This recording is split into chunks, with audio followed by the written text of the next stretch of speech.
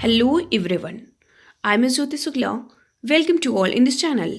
Let's study basics with me. आज हमारे देश के लोकतंत्र को मजबूत बनाने का सबसे बड़ा दिवस संविधान दिवस है। तो सबसे पहले आप सभी को संविधान दिवस की हार्दिक शुभकामनाएं।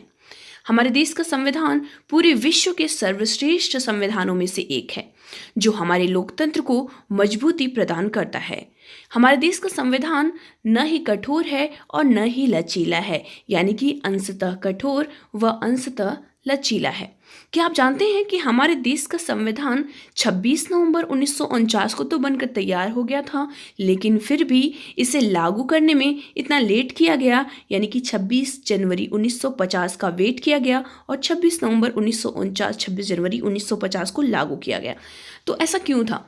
तो मैं आपको बता दूं कि 26 जनवरी 1930 को पंडित जवाहरलाल नेहरू के द्वारा पाकिस्तान के लाहौर में रावी नदी के तट पर पंडित जवाहरलाल नेहरू ने पूर्ण स्वराज की घोषणा कर दी थी। तिरंगा फहरा करके पूर्ण स्वराज की स्थापना करी और तभी से पूरे देश भर में हर्षोल्लास के साथ उस दिन को सभी लोग सेलिब्रेट करने लगे। तो जब हमारे देश का संविधान बनकर तैयार हुआ तो ये डिसाइड किया गया कि क्यों ना हम अपने संविधान को 26 जनवरी के दिन ही लागू करें। तो इसलिए इसे 26 जनवरी 1950 को लागू किया गया और उसी दिन को हम सभी लोग लोकतंत्र दिवस के रूप में मनाते हैं। तो आइए जानते हैं कि 26 नवंबर 1949 का दिन इतना खास क्यों है। हमारे देश का संविधान आज के दिन लागू हुआ था, पर इसको बनाने के लिए कितनी मेहनत करनी पड़ी थी, कितने सारे लोगों का हाथ था, कितने सारे लोगों ने इतनी सोच विचार करके काफ़ी सारे देश के संविधान को पढ़ करके फिर जाकर के अपने देश का संविधान बनाया था। तो हम सबसे पहले तो ये जानते हैं कि संविधान सभा की मांग सबसे पहले किसने की थी। तो आइए जानते हैं संविधान के थोड़े से विस्तार में।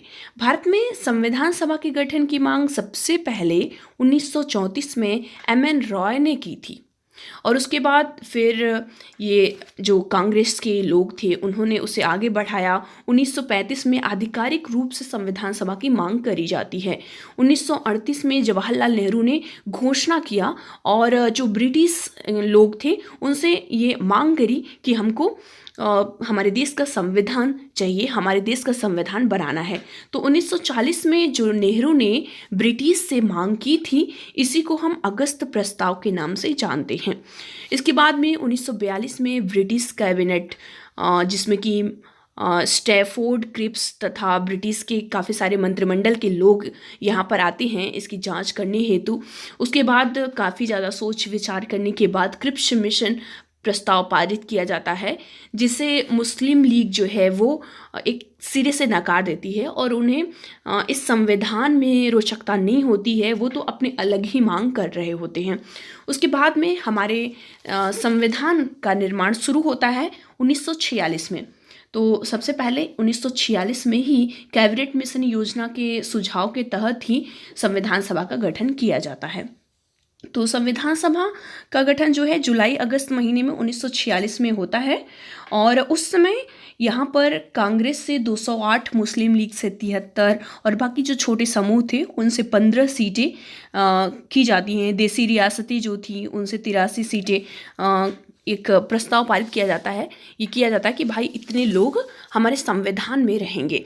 तो जो संविधान शुरू होता है उसमें सबसे पहली बार जो बैठक होती है वो होती है 9 दिसंबर 1946 को। तो काफ़ी बार ऐसे क्वेश्चंस पूछा जाता है, एग्जाम में पूछे गए हैं। तो ये चीज़ें आप जब भी पढ़ो सुनो तो उन चीज़ों को माइंड में रिकॉल भी करते चलो कि संविधान सभा की पहली बैठक कब हुई थी। तो 9 दिसंबर 1946 को हुई थी।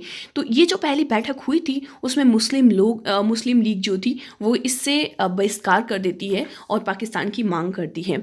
इसलिए बैठक में 211 सदस्यों ने ही हिस्सा लिया। बाकी जो सदस्य थे वो पाकिस्तान की मांग करने में लग गए थे या पाकिस्तान का दूसरे देश को बनाने में ही सपोर्ट कर रहे थे। तो पहली बार जो अध्यक्षता की गई थी डॉक्टर सच्चिदानंद सिन्हा के द्वारा। तो डॉक्टर सच्चिदानंद सिन्हा अस्थायी अध्यक्ष थे, तो ये भी ध्यान रखना है। उसके बाद डॉक्टर राजेंद्र प्रसाद स्थायी अध्यक्ष बने जाते हैं, चुने जाते हैं, और डॉक्टर HC मुखर्जी तथा VT कृष्णामाचारी संविधान सभा के उपाध्यक्ष, ये 2 लोग संविधान सभा के उपाध्यक्ष जो हैं वो नियुक्त किए जाते हैं। और 13 दिसंबर 1946 को नेहरू जी के द्वारा उद्देश्य प्रस्ताव पारित किया जाता है, जिसे ऐतिहासिक उद्देश्य प्रस्ताव के नाम से भी पुकारा जाता है और बोला जाता है। उसके बाद में 28 अप्रैल 1947 तक आपको बता दूं कि 6 राज्यों के सदस्य ही इसमें शामिल थे। 3 जून 1947 में माउंट बेटन योजना आती है और इसमें 389 जो सीटें थी उससे बदल करके 299 सीटें यहाँ पर कर दी जाती हैं, और जिसमें कि भारतीय प्रांत में 296 से 229 तक की सीटें, देसी रियासतें जो थी जिनमें 93 सीटें आरक्षित करी गई थी, 93 सीटों की बात करी गई थी, उसमें 70 सीटों को कर दिया जाता है।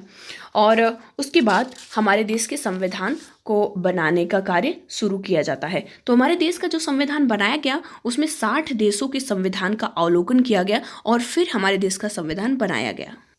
हमारे देश का संविधान 2 वर्ष 11 माह 18 दिन में बनकर तैयार हुआ था और इसमें लगभग 64 लाख रुपए खर्च हुए थे।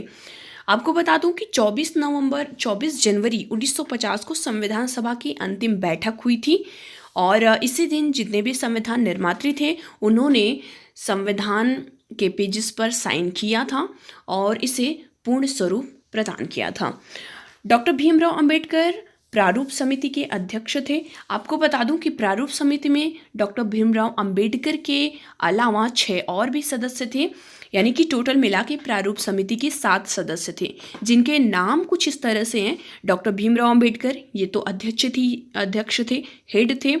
N गोपाल स्वामी अय्यंगर थे और अल्लाद कृष्णा स्वामी अय्यर थे। डॉक्टर KM मुंशी थे, सैयद मोहम्मद सादुल्ला और N माधव राय जो कि BL मित्र की जगह लिया था, जो कि कुछ कारणवश उनका तबीयत खराब था, इस वजह से उन्होंने त्यागपत्र दे दिया था।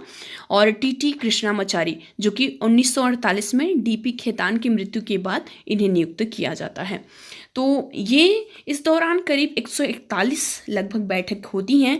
पहला जो प्रारूप प्रस्तुत किया गया था वो फरवरी 1948 में प्रस्तुत किया गया था और इसे करीब 8 महीने का समय मिला था कि इसमें जो भी चर्चा विचार विमर्श करना हो, जो भी संशोधन करना हो वो कर लिया जाए। उसके बाद आपको मैं बता दूं कि जो हमारे संविधान बनकर तैयार हुआ था उसमें मूल रूप से 395 अनुच्छेद, 8 अनुसूचियां और 22 भाग थे। लेकिन अगर हम इस समय की बात करें तो इस समय में 470 अनुच्छेद, 25 भाग और 12 अनुसूचियां हैं, क्योंकि हर एक अनुच्छेद में ABCD करके काफ़ी सारा जोड़ दिया गया है। तो डॉक्टर भीमराव अंबेडकर ने संविधान को बनाने में अपनी महत्वपूर्ण भूमिका निभाई। उन्हें संविधान का जनक कहा जाता है, आधुनिक मनु की संज्ञा दी गई है उन्हें। तो उन्होंने अपनी बहुत बड़ी भूमिका निभाई थी। और इसके बाद अगर हम संविधान की अपने विशेषताओं की बात करें तो हमारे देश का संविधान जो है वो विभिन्न स्रोतों से बना है, यानी कि विभिन्न देशों के संविधान को देख करके उनकी जितनी पॉजिटिव चीज़ें थी, जितनी अच्छाइयाँ थी, उनको अपने देश में लिया गया है। तो काफ़ी सारे लोग आलोचना भी करते हैं कि हमारे देश का संविधान जो है वो नकलची संविधान है और दूसरे देशों से चुरा करके लिया गया है। तो ऐसी बात नहीं है, किसी की नकल करना ठीक है, लेकिन सेम टू सेम उसी की चीज़ों को ले लेना वो नहीं है। तो हमारे देश का जो संविधान है ना वो किसी भी दूसरे देश से लिया तो गया है, उनकी अच्छाइयों को लिया गया है, लेकिन ऐसा नहीं कि जैसा उनके संविधान में है वैसा ही सेम टू सेम अपने देश के संविधान में ले लिया गया हो। तो हमारे देश में जो संविधान को ऐड किया गया है उन्हें हमारे देश के अनुसार, हमारे देश की परिस्थितियों के अनुसार, जनसंख्या, क्षेत्रफल के अनुसार मॉडिफाई करके उसे अपने देश के संविधान में लिया गया है। तो हमारे देश का संविधान काफ़ी लंबा संविधान है, पूरे विश्व का सबसे बड़ा संविधान है, काफ़ी लचीला और कठोर संविधान है, ना तो बहुत ही ज़्यादा स्ट्रिक्ट है कि जो बस कह दिया गया वही हो सकता है। तो हमारे संविधान में काफ़ी सारे बदलाव हुए हैं और आप देख रहे हो कि जब भी आवश्यकता पड़ती है तो हमारे संविधान को संशोधन भी समय समय पर किया जाता रहा है। तो ये हमारे देश की जो संविधान है उसकी ये खास बातें हैं। तो आइए अब जानते हैं कि हमारे देश का जो संविधान की जो प्रस्तावना है वो जो है वो काफ़ी ज़्यादा अपनी महत्वपूर्ण भूमिका निभाती है, क्योंकि एक बार प्रस्तावना देख करके ही हमारे संविधान के सारे निचोड़ का पता चलता है कि हमारे संविधान में क्या क्या चीज़ें दी गई हैं। और हमारे संविधान को सिर्फ एक बार संशोधित किया गया है, और वो है 42वां संविधान संशोधन 1976 में संविधान संशोधन किया गया था, जिसमें 3 शब्द को ऐड किया गया था, और वो था समाजवादी, धर्मनिरपेक्ष और अखंडता। ये 3 शब्दों को सम्मिलित किया गया था।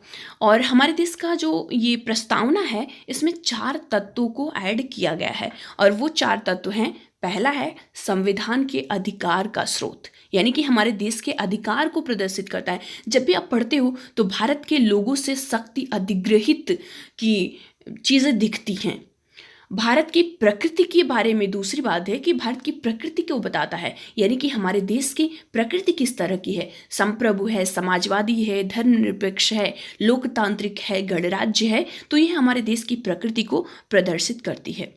उद्देश्य तीसरा तो हमारा उद्देश्य दिखाता है कि हमारे देश का उद्देश्य क्या है। तो न्याय है, स्वतंत्रता है, समता है और बंधुत्व है। ये हमारे प्रस्तावना से ही पता चल जाता है। संविधान लागू होने की तिथि भी अंकित है 26 नवंबर 1949। तो ये चीज़ें जो हैं वो प्रस्तावना को पढ़ करके ही समझ में आ जाती हैं कि क्या चीज़ें हैं और क्या नहीं। तो ये रही हमारे संविधान की बहुत सारी बातें, लेकिन हमारा संविधान काफ़ी बड़ा है और उसको एक बार में बता पाना बहुत मुश्किल है। और जहाँ तक से हो सका है मैंने कुछ जो मेन चीज़ें थी वो बताई हैं। और एक चीज़, अगर आपको अच्छा लगता है ये वीडियो और आप संविधान में ज़्यादा इंटरेस्टेड हैं और रियल में अगर आप पढ़ना चाहते हैं तो मुझे बताइएगा। अगर आपको अच्छा लगता है तो मैं कोशिश करूँगी कि पॉलिटी पर कुछ वीडियोस बनाऊं एक सीरियल वाइज, जिससे कि हम अपने संविधान के बारे में जान सकें। और ज़रूरी नहीं कि हम किसी कंपटीशन की तैयारी कर रहे हों तभी हम संविधान के बारे में जानें, बल्कि ये तो हमारा कर्तव्य होता है कि हम अपने संविधान के बारे में जानें। हमारा क्या अधिकार है, हमारे देश के क्या काम है, हमारी क्या मतलब बनता है, हमारे क्या करना चाहिए, वो उन चीज़ों को जानना ज़रूरी होता है। तो अगर आप कंपटीशन की तैयारी कर रहे हैं, किसी भी कंपटीशन की तैयारी, तो बहुत ही ज़्यादा ये बन जाता है, इम्पॉर्टेंट बन जाता है कि आप इन चीज़ों को जानें, क्योंकि बहुत सारे क्वेश्चन संविधान से पूछ लिए जाते हैं। किस अनुच्छेद में क्या है, किस संशोधन में क्या किया गया, और इस अनुच्छेद से क्या प्रॉफिट हुआ, इन कर्तव्यों को कब लिया गया, इन चीज़ों को तो हर एक चीज़ों को जानना बहुत ज़रूरी हो जाता है। तो अगर आप ये सारी चीज़ों को बहुत बारीकी के साथ में देखते हैं तो संविधान का कोई भी पार्ट छूटेगा नहीं जहाँ तक से हो सकता है। तो अगर आपने अच्छे से पढ़ा है तो उन चीज़ों को आप ध्यान से देख सकते हो और उन चीज़ों को आप कवर कर सकते हो। तो ये रही हमारी सारी बातें। तो आपको अच्छा लगता है, अगर रियल में हेल्पफुल लगता है तो फीडबैक ज़रूर दीजिएगा। Thank you and thank you so much.